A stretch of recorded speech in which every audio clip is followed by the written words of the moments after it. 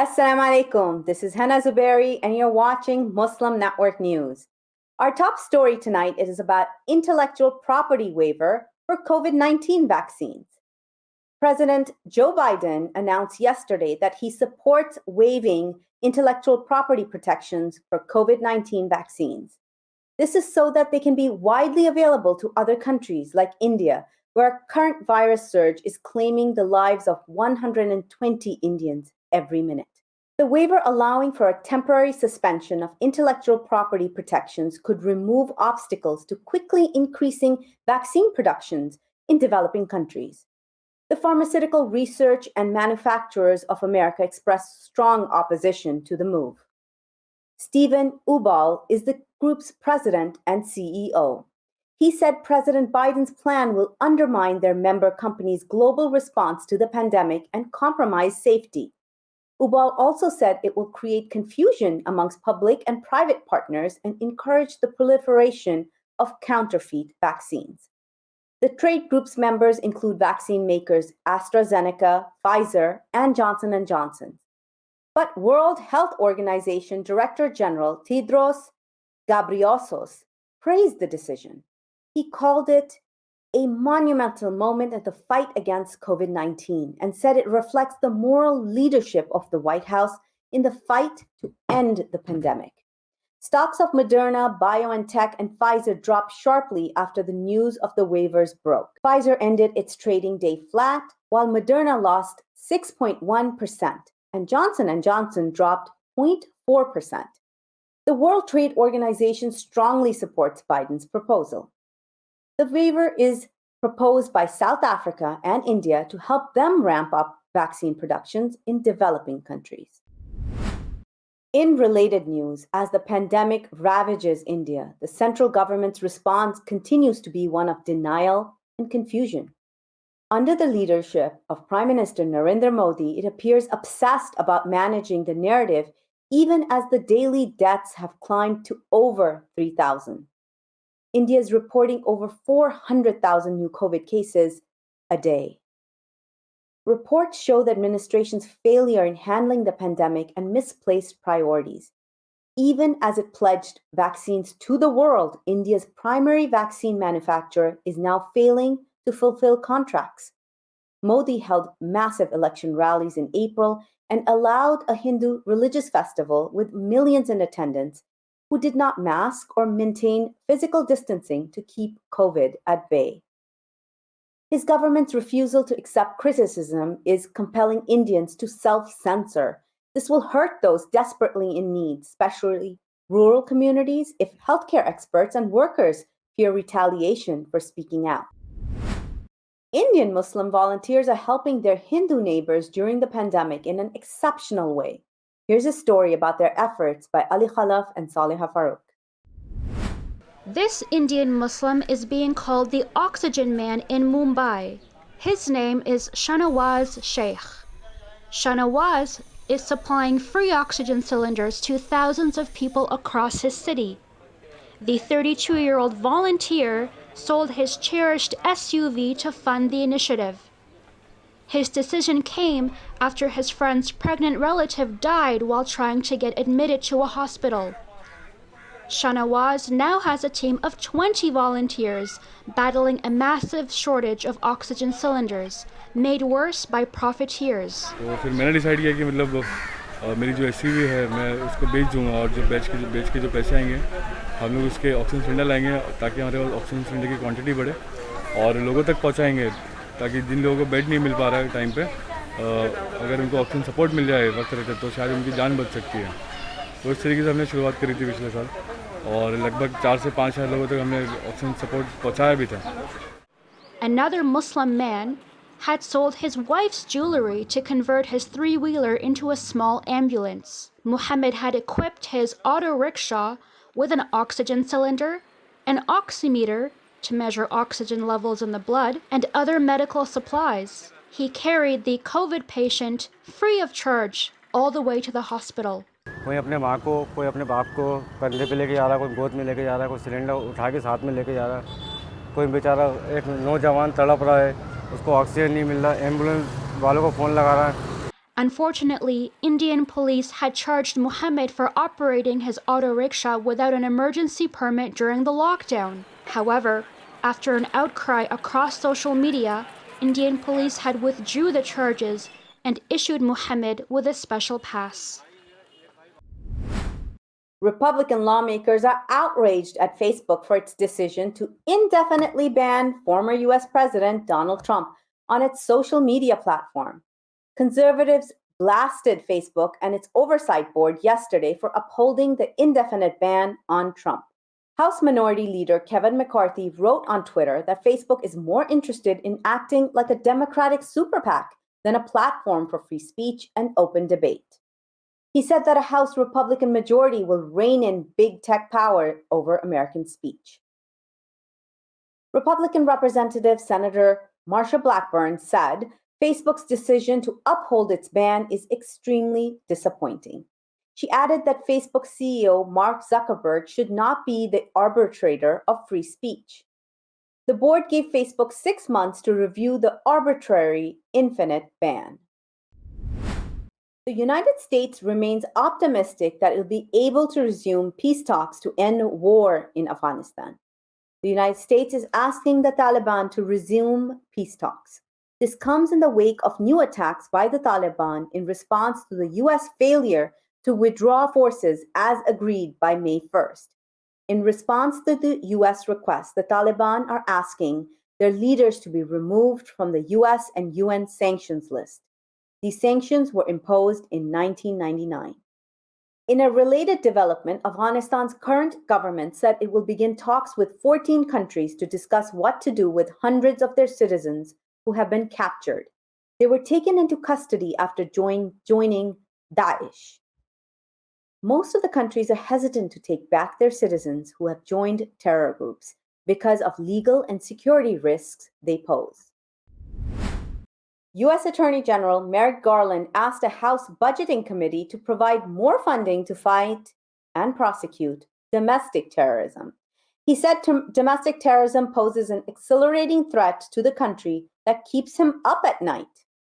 Garland was testifying in relation to the Department of Justice's budget request for the 2022 fiscal year. Garland did not name specific terrorist groups. However, it was members of the far-right Proud Boys and Oath Keepers who were among those arrested for the January 6 attack on the U.S. Capitol. Garland told the House committee that the sophistication and lethality of weapons used by foreign and domestic threats have increased. The Justice Department is requesting $85 million in additional funding from Congress to strengthen its effort to combat domestic terrorism. In a rather sad story, 2 Muslim Haffaz of the Quran were killed last week. Gun violence reached a Muslim community in Kansas City, Missouri. 2 brothers, 16-year-old Abdul Wahid Abdul Aziz and 15-year-old Abdul Rahman Abdul Aziz, were shot as they were leaving late evening Ramadan prayers last Friday. Their attacker is believed to be their older brother, 25-year-old Hanad Abdul Aziz. He was shot and killed by a Kansas City police officer Saturday evening. Praised as young leaders, the 2 brothers were known for leading prayers and being role models in the community. A GoFundMe has raised more than $60,000 to assist with funeral expenses. The funeral for the boys was held on Monday. America let out a sigh of relief with the guilty verdict in the George Floyd murder case. However, many feel the conviction of the killer does not translate to justice. More details in this report by Ali Khalaf and Saleha Farouk. Verdict count 1. Court file number 27. The guilty verdict of former police officer Derek Chauvin was welcomed across the country. But Black Lives Matter leaders believe conviction does not equal justice. They argue that justice will be achieved when systemic changes and meaningful reforms happen. Others believe that justice cannot be limited to policing reforms alone. They would like to see survivors of police brutality cared for as well. Statistics show that 970 African Americans had lost their lives by police shooting through 2017 to 2021. Only within the last 4 months of this year alone, 62 blacks were killed by police. In international news, 200 civil society and human rights groups around the world are urging the United Nations to impose an arms embargo on Burma. They hope this will stop the country's military from committing more murders and atrocities in the wake of nationwide protests to the army's coup. Burma's military seized power from democratically elected Aung San Suu Kyi on February the 1st. This led to protests and a violent response from the army. Human rights groups say that more than 760 civilians have been killed, including 51 children in the crackdown. Over 4,600 others have been unlawfully arrested. A new poll has found that the United States is seen around the world as more of a threat to democracy than Russia and China. The poll was commissioned by the Alliance of Democracies Foundation, serving 50,000 respondents in 53 countries. It was carried out by the Latana polling company between February and April this year. 44% of the respondents said that they were concerned that the US threatens democracy in their country. In contrast, the fear of the Chinese influence was about 38%, and the fear of Russian influence was lowest at 28%. Since last year, the perception of US influence as a threat to democracy around the world has increased significantly. This increase was especially high in Germany and China. Over 60%, the majority of respondents said the single biggest threat to democracy was economic inequality. The poll found that the support for democracy remains high even though citizens in democratic countries rate their government's handling of the COVID crisis worse than people in less democratic countries. Peace negotiations are underway in Thailand between the Thai government and Barisan Revolusi Nasional. This is one of the largest rebel groups that has led the fight for independence in Thailand's southern provinces that border Malaysia. Anas Abdul Rahman is the BRN's chief peace envoy.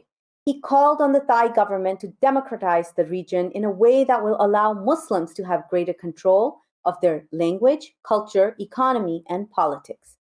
Most of the country's Muslims live in the southernmost provinces of Putani, Yala, and Nuritiwat. They're the largest minority in the predominantly Buddhist Thailand. Separatist violence has racked the region since 2004. Over 7,200 people, mostly civilians, have been killed and other 13,500 injured, often severely in attacks. Both rebels representing various groups and Thai security forces have been accused by rights advocates and observers of committing atrocities against unarmed civilians. The Muslim community in Spain says that the perception that Islam is only a religion of migrants is wrong. Omar del Pazo is the head of the Spanish Islamic Society Association. He told Andalu Agency that at least one person converts to Islam every Friday in the Great Mosque of Granada. Del Pazo said that he was the son of a Spanish family who converted to Islam. He added that nearly 3,000 Muslim Spaniards live in Granada alone, and 2.1 million Muslims live in Spain. Of these, 880,000 are Spanish citizens, and the others are migrants who acquired Spanish citizenship. Muhammad Joyruddin is a Spaniard who converted to Islam. He said that Allah had knocked on his door 40 years ago. He also said that there's misinformation about Islam in Spanish newspapers, television, and other media, and blames it on widespread ignorance. Another citizen that was interviewed by Andalu Agency, Rosario, lives in Granada. She converted to Islam 39 years ago and changed her name to Saleha. Granada was the last bastion of Islam in Spain during the Andalusian Islamic period from 711 to January 1492, when it fell into Christian hands. 1492 was also the beginning of the Spanish Inquisition, where all Jews and Muslims were forced to either convert or leave Spain. Coming up next after the break is our in-depth analysis segment. So stay tuned. We'll be right back after these messages.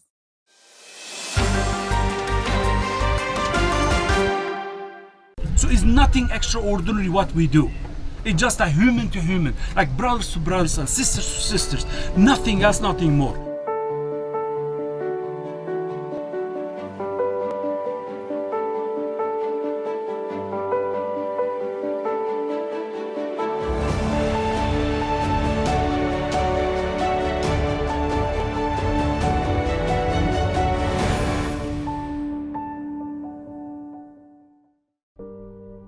Assalamu alaikum. This is Imam Abdul Malik Mujahid, walking up and down the world's largest refugee camps.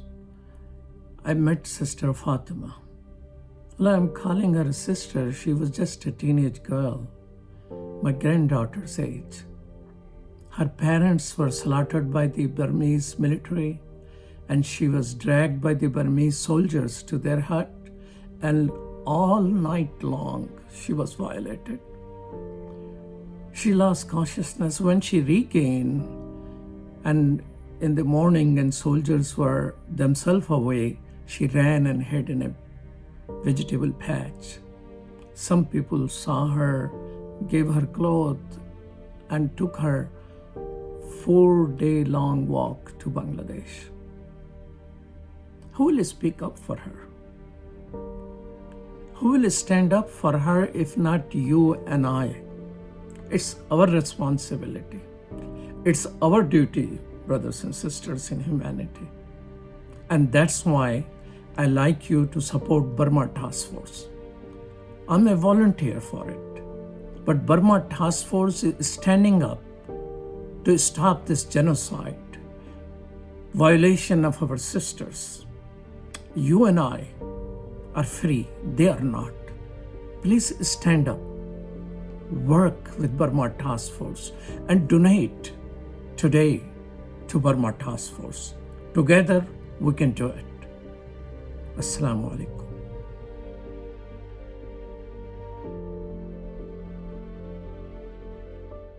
Despite the development of a COVID-19 vaccine, millions around the world will not have access. We need a vaccine that's free and available to everyone, everywhere. It's time for a people's vaccine.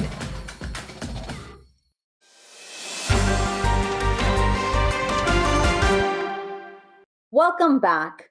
According to a recent poll by the Washington Post Kaiser Family Foundation, about 3 in 10 healthcare professionals in the United States say that they've considered leaving the profession due to burnout and stress since the pandemic started last year. How can healthcare professionals seek help during these difficult times? To learn more, let's go to Saliha Farouk as she speaks to Sahar Durrani. Over to you, Saliha. Much appreciated, Hena. Today we're joined by Dr. Sahar Durrani, who is a graduate of the Wright Institute's APA-accredited Doctor of Psychology program, working with college students at UC Berkeley in New Primary Healthcare Integrated Program. Dr. Sahar joins us today as a psychologist from the University of California, Berkeley. Thank you so much for being here with us today, Dr. Sahar. Thank you so much for having me. Our pleasure. So I just first wanted to talk about this phenomenon of burnout, which is, of course, something that is experienced across numerous professional fields. But what kind of burnouts since March of last year are causing medical professionals to deal with this new phenomenon in the healthcare industry? It has been wild, I would say. A lot of the medical students and students that have been out of school for a while, whether they're in training or recently graduated, or if they've been practicing as a physician or, nurse practitioner, healthcare provider for decades, all seem to share this experience that they have never experienced so much loss and death in their workplace. And they train so that they can work really hard to save lives. And while it's inevitable that they will see some loss of life, the number has been at a magnitude that has never been really seen before in our generation.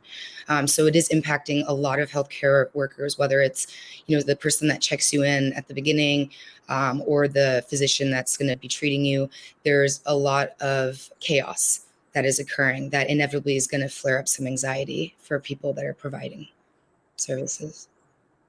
So most of us can only imagine the experiences that doctors are going through, as you described, during a time when hospitals are mostly have reached their capacity with COVID-19 cases.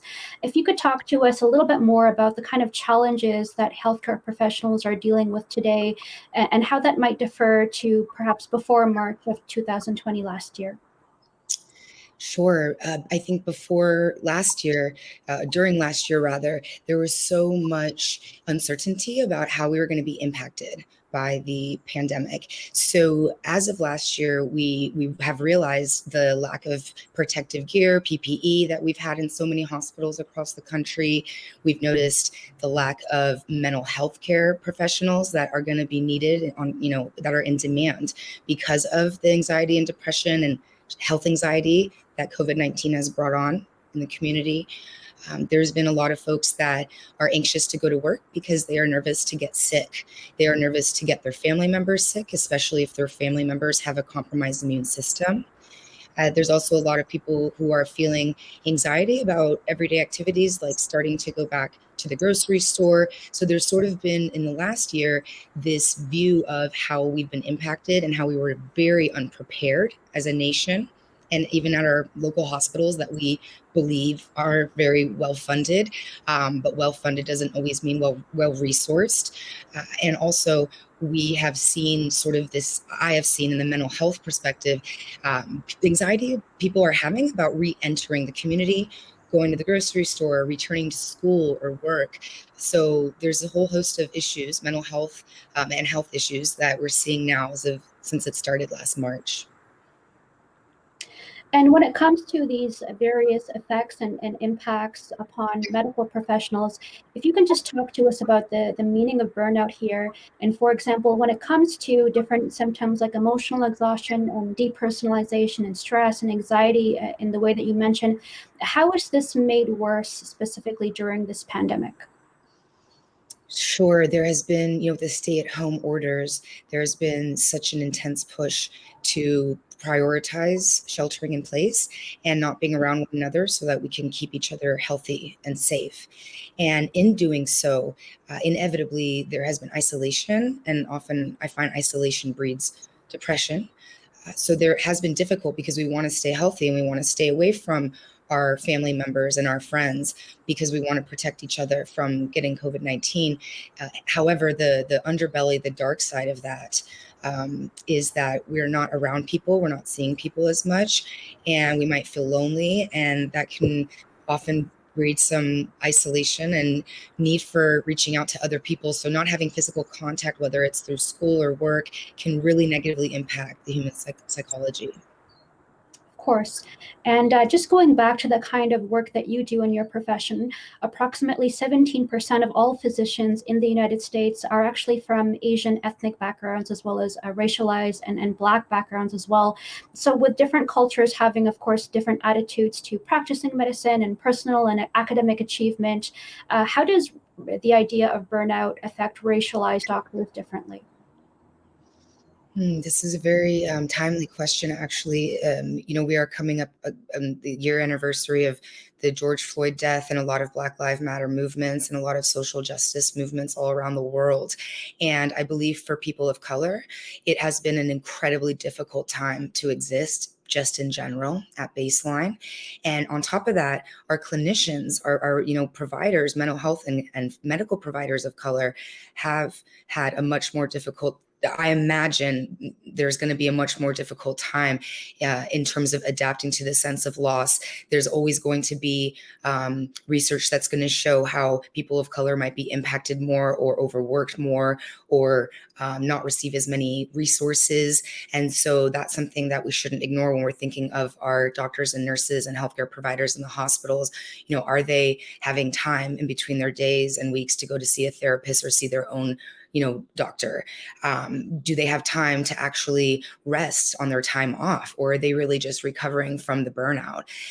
And there are higher rates of burnout and anxiety and stress among clinicians of color because of things like systemic oppression and feeling as though they have to perhaps work harder than some of their peers, whether it's socialization or to get the same accolades or salary. And so there's a notion that people of color, and especially clinicians of color in the healthcare industry, are going to feel more burden in different ways that their white counterparts might not. Very interesting. And going back to the kind of research and the kind of work that you do with different clinicians, as you were saying, how does the current situation with healthcare providers being now impacted so much more versus last year, how is that changing the work that you do? What are the new trends or the new lenses that academics are using to be able to understand the experiences of doctors and physicians, and to be able to perhaps maybe propose solutions or policy level change to be able to help this very significant sector of all of North American society? Thank you for asking that. There's certain rules that are being sort of a little bit more flexible around. So when I think of mental health, for example, in my particular field, practicing counseling across state lines, that's something that we're not able to do because of our license. However, if people were displaced or had to move, or something came up during the pandemic, the Board of Psychology has been okay with us going ahead and being a little bit more relaxed around practice policies. And the intention there is so that nobody goes without mental health services because of possibly having to move back home because they lost their job or something like this. I've also noticed that many insurance companies have waived a copay for mental health fees. So a lot of my clients, especially, whether it's at UC Berkeley or in a private practice setting, they're paying with insurance, have been able to have, zero copay. It's one less thing that they need to worry about while the pandemic has been happening. And there's also access to many, many drive-through testing sites. I find that depending on the area, but most major counties are going to have lots of resources, especially now that it's been about a year out, in terms of drive-through COVID testing and getting vaccinated. Okay, thank you so much for touching upon the different resources that are available. If you could, and which leads me to my next question, just to counter these various psychological and social effects that are targeting healthcare professionals at this time, are there sufficient number of systems in place, systems of support that can help physicians and navigate these challenges? Do you feel like, from your perspective, there could be more at this time? I appreciate that question. One of the things that's important to note in the Washington Kaiser article that talks about healthcare workers experiencing burnout, there's a mention in research data showing that about 3 out of 10 healthcare providers would consider leaving the medical field after working in that field during the COVID-19 pandemic. So about 3 out of 10 are so incredibly burnt out and so incredibly anxious and maybe tired that they would consider finding a different line of work. Now, one of the things that I think will be a barrier to getting services to our healthcare providers, there's almost this idea of not having enough time, feeling as though one has to work nonstop or pick up extra shifts, take on more clients, because there's this overwhelm and this need. And oftentimes people in the healthcare industry are going to be coming from a place of wanting to be more of a giver, and often go out of their way to try to help others, even if it's at the exclusion of their well-being. And while there are lots of therapy and counseling and other resources available, especially for healthcare providers, medical providers, there is still a stigma that I believe exists amongst medical providers being able to freely and openly go out and seek counseling, let's say. So I believe one thing that we could do, and one thing I'd be interested in doing, is coming up with programs, training programs and clinical therapy programs where we can provide counseling specifically to frontline healthcare workers. And, having worked at UC Berkeley, where there's physicians working alongside psychologists, it's a very, very beautiful, nuanced way to be able to have both approaches, the medical skilled background and also the mental health person who can help talk through the process as there's a lot of chaos and as the medical setting has become a lot more intense over the last year. So I think hopefully destigmatizing, being able to seek out mental health services in general for the community, but also for those that we deem as strong pillars of our society, like the healthcare providers who are on the front lines doing the hard work, hands-on. I really appreciate you going into what could be done, more resources that could be put into place for these frontline workers. Your work is mostly based out of Berkeley, California. From that light, if you could talk to us about what systems currently are in place that people can turn to in this field, if they are dealing with whether it's burnout or different kinds of anxieties or stresses from really dealing with this global pandemic, who could they turn to, where could they turn to, depending on where they are in America or across North America? Absolutely. I find most people will turn to the internet as a great way to reach resources. So if one was to, my go-to, what I share with my therapy clients is if you were to Google or search counseling near me or sliding scale therapy and then put in a zip code, this will bring up any of the counseling and low fee options. So anything sort of like low fee counseling or sliding scale counseling, or any of these words that are interchangeable, to find some sort of resources around your zip code that are going to be either low fee or a hotline. Every county, and there is a national hotline, tends to have some sort of suicide hotline or mental health hotline. My experience is that one does not need to feel necessarily suicidal to call these mental health hotlines. They're really there as a safeguard to help talk people through moments of difficulty. And so I would seek out those resources. For folks that do have insurance, you could go ahead and look at your insurance card and call the number on the back under member services. You'll be able to get mental health benefits, find out how much your sessions would cost, and then get a list of providers covered under your insurance plan. Wonderful. Thank you so much, Dr. Sahar Durrani, for talking to us today about physicians on the front line and dealing with COVID-19. Really nice to have you. Thank you so much for your time. I appreciate it. Our pleasure. All right. Thank you so much for being here with us today, and back to Hena Zuberi in the newsroom. Thank you, Saliha. I'll be sure to share that information with family members in healthcare. Before moving on to our next analysis, let's take a quick break. We'll be right back after these messages.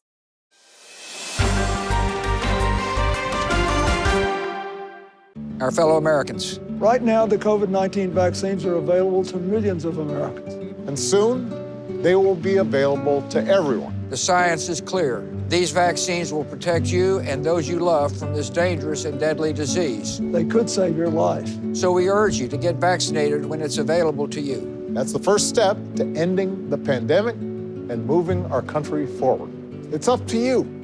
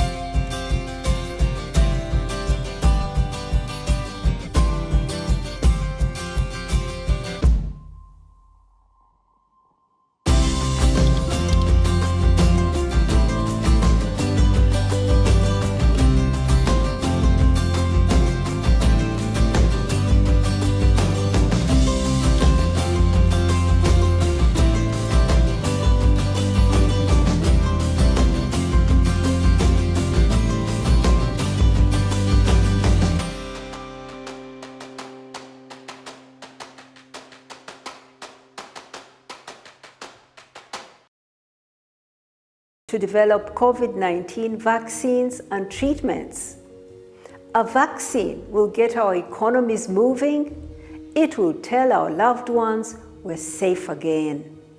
But we have challenges we must address.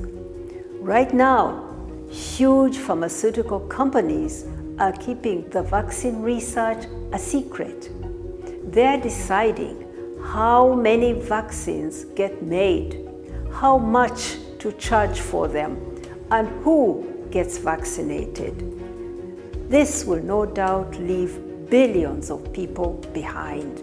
Pharma companies are putting profit, not people, first. Yet, billions of dollars of taxpayers' money is funding their work.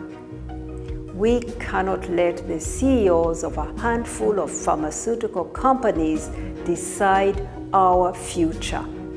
We need a vaccine that everyone can have free of charge, no matter where you live or whether you're rich or you're poor. We need companies to share all their research so we can make enough safe vaccines for everyone. We need a vaccine owned by all of us. To end this COVID-19 pandemic, we need to pull together once more.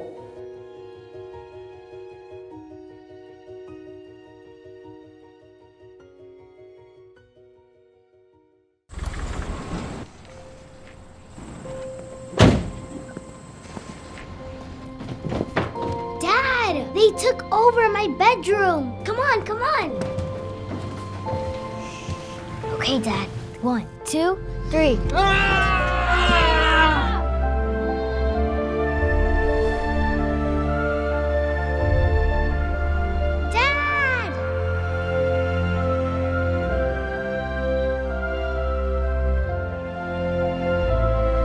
You saved me.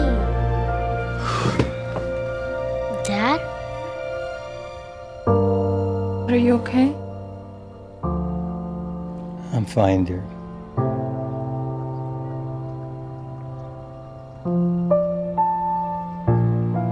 Your hero needs you now, and AARP is here to help. Find the care guides you need at aarp.org/caregiving.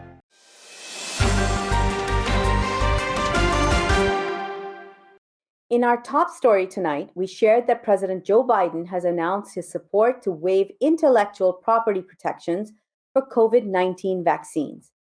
What does this process entail, and how is it going to help nations in dire need of vaccines? To discuss this in detail, let's go to Imam Abdul Malik Mujahid. Over to you, Imam Mujahid. Thank you, Hena. President Biden has declared that he is ready to waive the patents on COVID vaccines, and that is being welcomed by the activists. So what's going to happen now? Is it going to be moment of time? Within months, we'll have billions more available for the 8 billion in the humanity?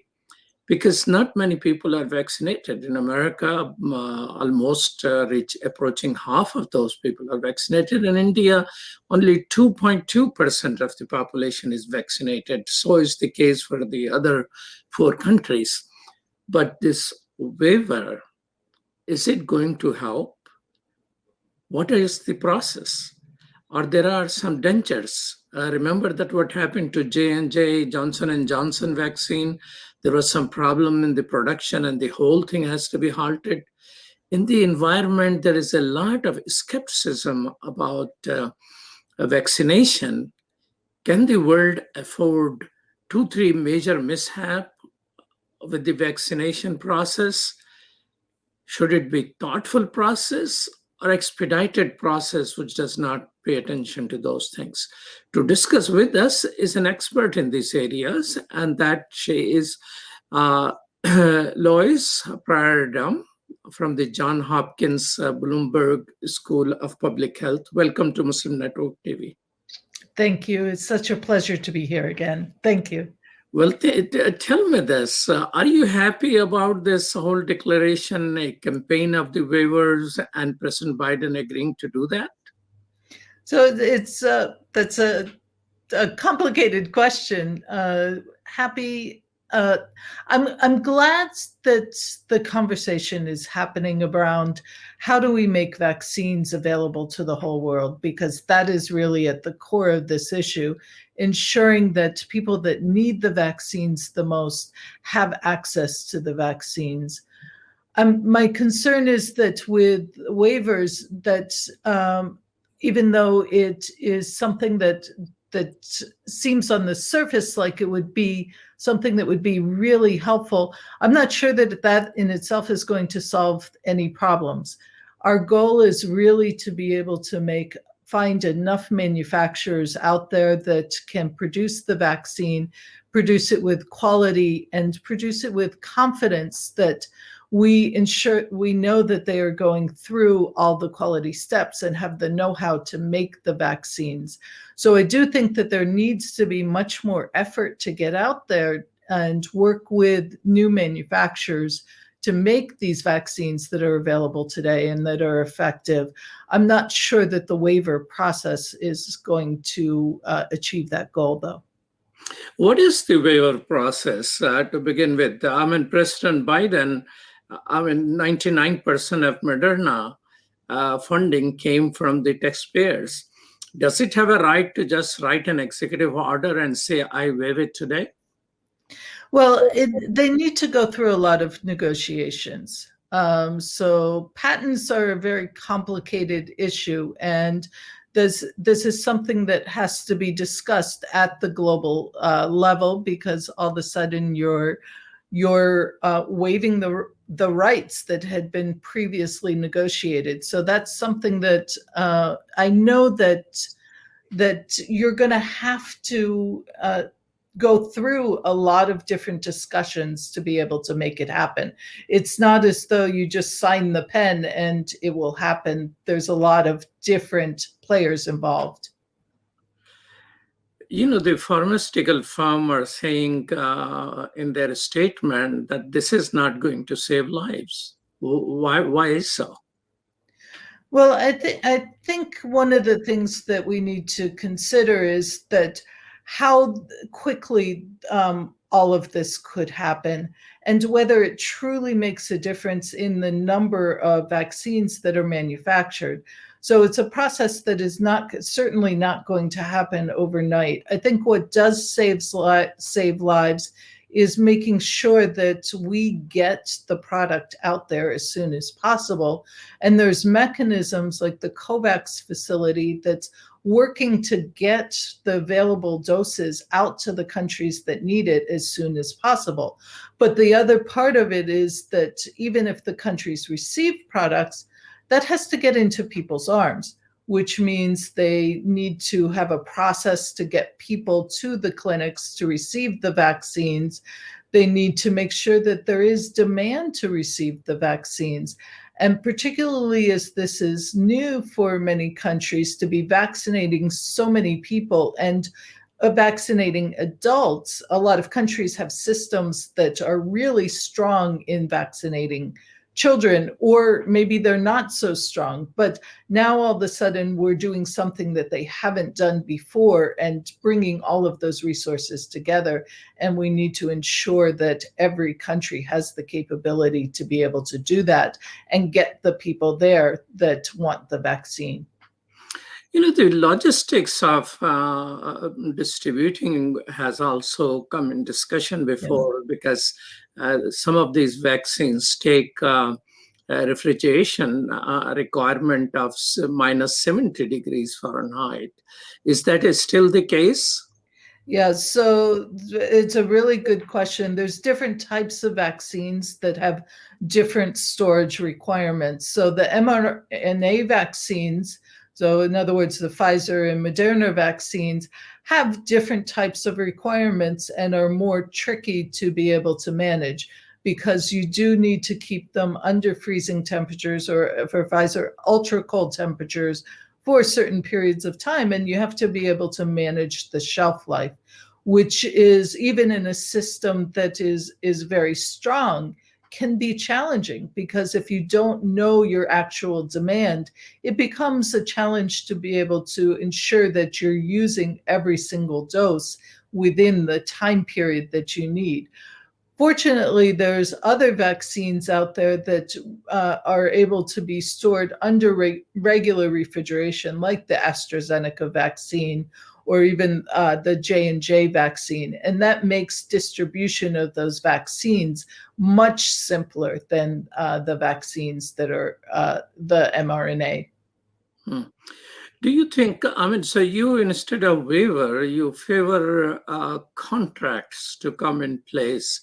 Are they coming in place on the quicker pace? Because the world needs it now. Otherwise, Yeah. in the US, even if we achieve herd immunity by majority of the people taking vaccine, we cannot live in a well. People will be coming in and out of this country, and pretty soon we'll get that Indian double mutant right here to become a triple mutant. So it is in the interest of public health to have the rest of the world vaccinated. But why the existing system is not working, which is causing advocate to ask for patent waiver. Yeah. And I understand why people want patent waivers, and it seems like a natural solution, but we need to remember that one of the biggest challenges is having enough components and raw materials to even make the vaccines. So, and getting them to the right places at the right time with somebody that has know-how to make the vaccine. Because again, the quality control issues are very significant issues. And we need to ensure that we're maintaining confidence in the system and that the vaccines that are made in places outside of the company's direct control have the same processes that the original patent holder has to ensure that we know that every dose of vaccine that you receive is the same as the one before. But we've seen it even in the US. You brought up J&J originally and Emergent Biosolutions, and that was an example where you saw that it's really important that people are there and that have the oversight to be able to ensure that these products are going through every single step that the company would take. And that's something that takes a while to ensure that all companies that are producing vaccines have those capabilities and are going through that same step.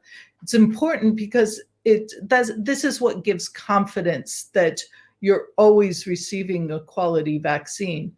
And there's many manufacturers all over the world that can produce quality vaccines. It's just that you need to have the processes in place to ensure that they're doing it and that they're not skipping steps.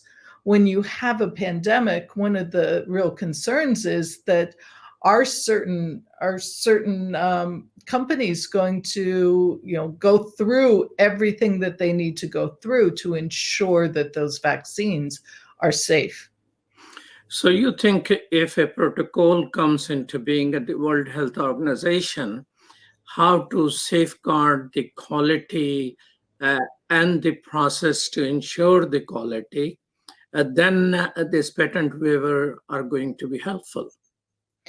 I'm not sure that it's about patent waivers, though. It's more about, one of the things we need to remember is that patents are complex. So it's not as though there's a single patent for any particular vaccines. There's a lot of patents, there's a lot of processes, and there's a lot that goes into just having permission to be able to make a vaccine. Essentially, that's what a patent is going to do. It's going to protect the rights of the patent holder. But the companies can go directly to another company and work with that company to ensure that they have the processes in place, and just have a licensing agreement. So that's not going to involve any type of patent infringement, and you could still move forward and get the doses that you need, so that you have those safeguards in place, that you have confidence in the product. So was these the reason Bill Gates were opposing the patent waivers? Well, so one of the things that many people are concerned about with patent waivers is this going to disincentivize companies to be able to invest in vaccines? So if you're spending a lot of money to make sure that you have a product, you want to ensure that there's some place that you're going to be able to use the product. And we've had plenty of examples in the past where a lot of investment was made, but by the time the product comes out, that there is no more demand, or if other companies are coming in and taking that demand, then the originator of the product development is missing out on the ability to be able to recoup some of the investment and recoup some of the products. Now, in this case, it's a little bit more complicated because there's been so much investment from government. So it's not just the patent holder that has the rights. I mean, the government itself can say that, we need you to do this. What most of what the companies have been saying, though, is that we don't have to make this about waiving patents. We're willing to go out and work with other companies out there to ensure that you have a quality product and that you're producing more doses. Ultimately, the goal is the same. We want to get as many doses to the population as quickly as possible. We also want to be able to avoid long negotiations that might delay this process even further. They need to be working right now to figure out, how do we get more raw materials out there? How do we make sure that we have know-how in different places so more doses can be produced?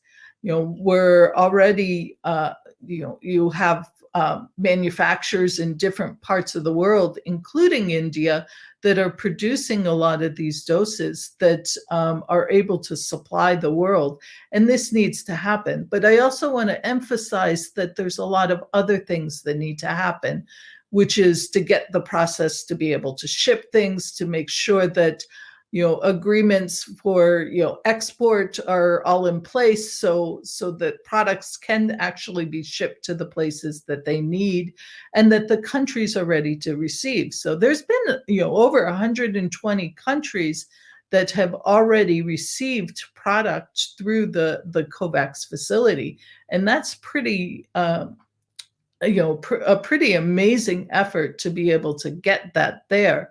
Now, the thing is that the countries need to take that and get those products into people's arms as soon as possible.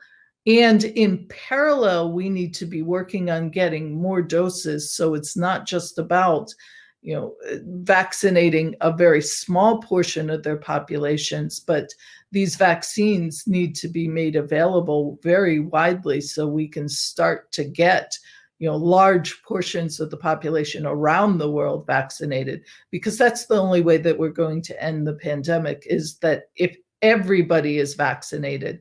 So again, everybody has the same goal. We just need to ensure that the doses are out there and that we're finding the pathway to do that as quickly as possible with the vaccines that are appropriate for the environment. And that's the other thing that I want to underline. We talked about that earlier with refrigeration and the ability to store and things like that. Having the right formulations are really important. Having doses that can withstand the conditions that we have in different places is really important, and ensuring that we have the controls, that we have confidence that these are the vaccines that have gone through all of the quality steps is also really important. Because if people lose any bit of confidence, if for some reason that vaccines aren't up to standards, that's going to affect our ability to be able to get people to get vaccinated. And, that's one of the key concerns. Thank you so much, Lois. Thank you. It's a pleasure to be with you today. Thank you. Back to you, Hena. Thank you, Imam Mujahid. That's all from our Washington studios tonight. Keep watching Muslim Network TV. For more, visit our website, muslimnetwork.tv. Assalamu alaikum and good night.